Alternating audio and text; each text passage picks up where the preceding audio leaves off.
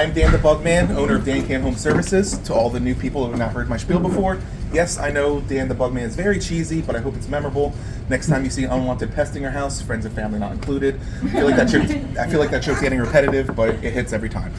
And to the new members who said that they don't live in the area, you are more than welcome. I don't live in the area. I live an hour away, believe it or not, but I'm here every single time, so this Toms River is like a second home to me.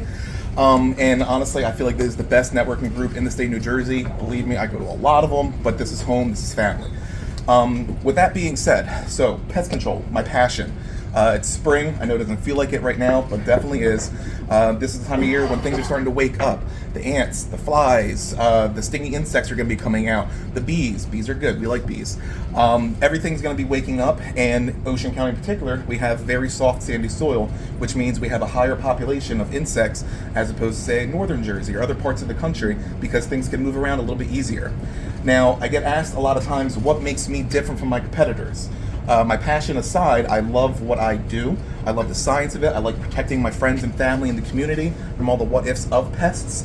But something else, I'm just honest. At the end of the day, I'm a business owner. I'm obviously trying to support my business, my family. But at the end of the day, I don't really care if I make money from a lot of you. I go to a lot of people's homes and I see an able-bodied person, maybe they have tanks in their garage or whatever, and they can do what I do. Pest control, in its essence, is for public health.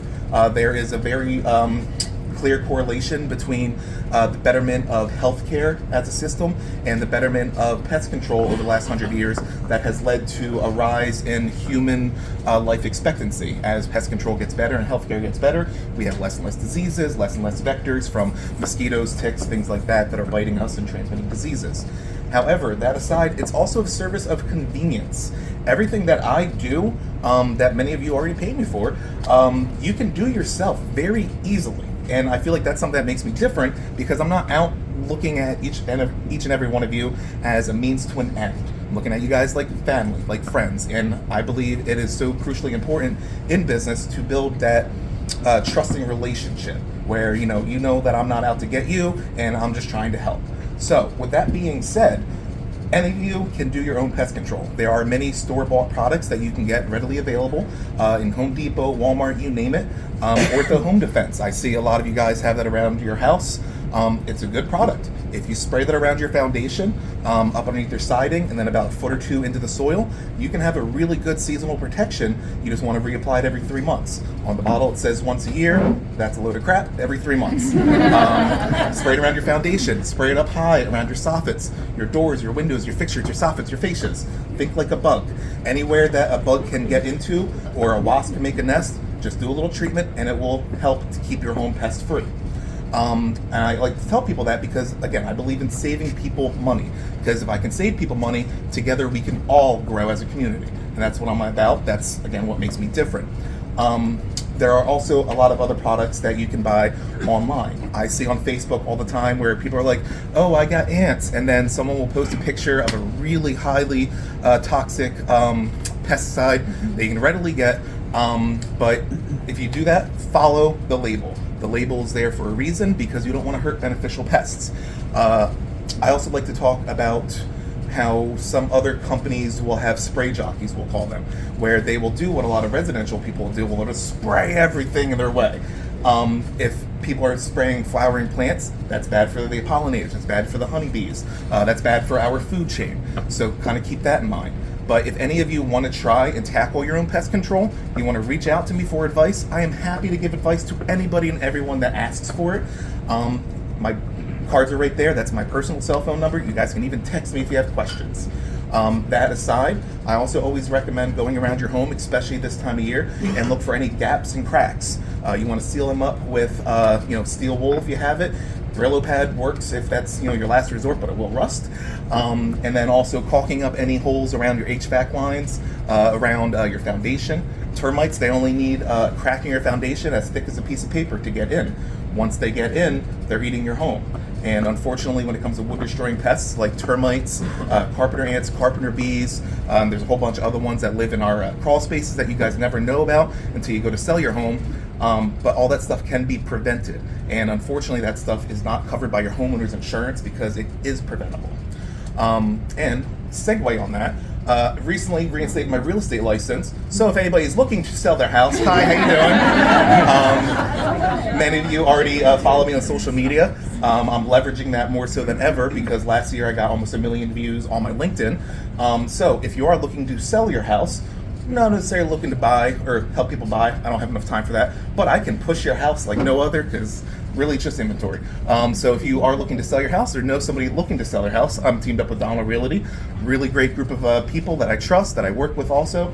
So keep me in mind, not just for your pest control, but I can help you sell your home and protect it from the what ifs of pests. That's kind of it really. So yes, Lisa, yeah. I'm sure I'm not alone, especially because in this area, I'm sure many people deal with the same thing. I have a ton of little anthills that are in my yard throughout the season.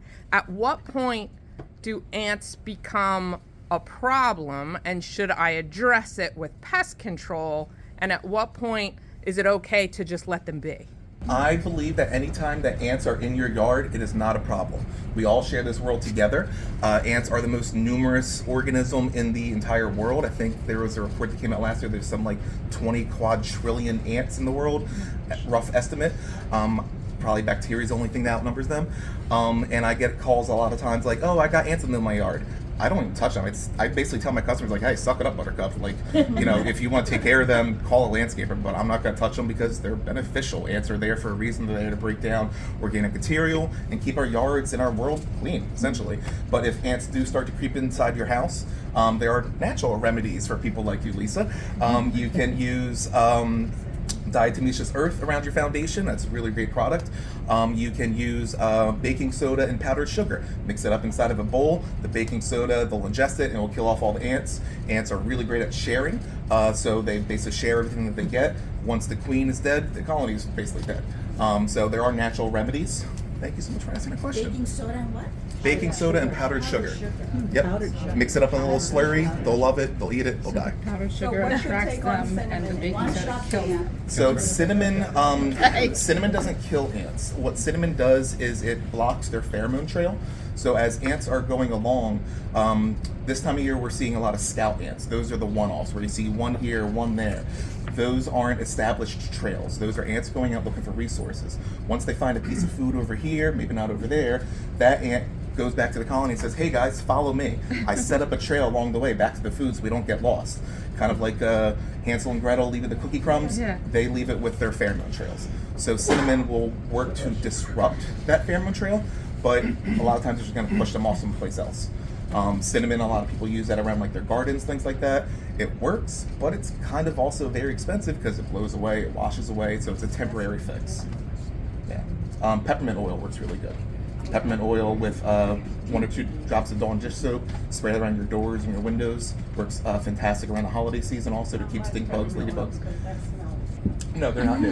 So the itsy tiny ants that you see, everyone says that. Those are odorous house ants, also known as sugar ants. Whole bunch of different names for them. But yeah, they are basically, they're scavengers. They sometimes live on our walls.